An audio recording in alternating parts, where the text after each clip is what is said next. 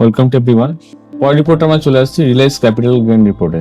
তো এই অপশনটা আমরা ক্লিক করে আমার যে ফান্ডগুলো আমি তুলে ফেলেছি রিলাইজ হয়ে গেছে তার সম্বন্ধে আমি রিপোর্টটা পেয়ে যাচ্ছি।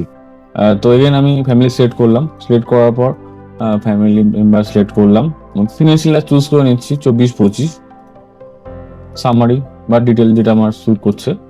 তারপর ফান্ডগুলো আমি সিলেক্ট করলাম, তারপর শো করছি।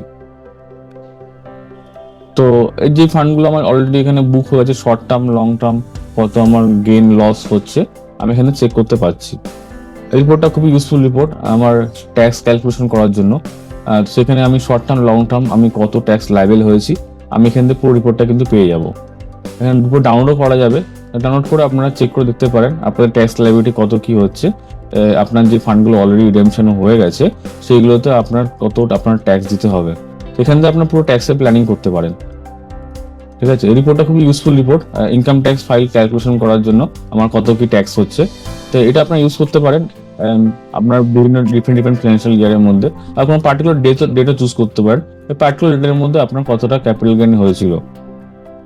আশা করছি ফিচার্সটা আপনাদের খুবই উপকার লাগবে। সেখানে আপনারা আপনাদের ট্যাক্সের ফাইলিংগুলো আরো স্মুথলি করতে পারবেন। Thank you.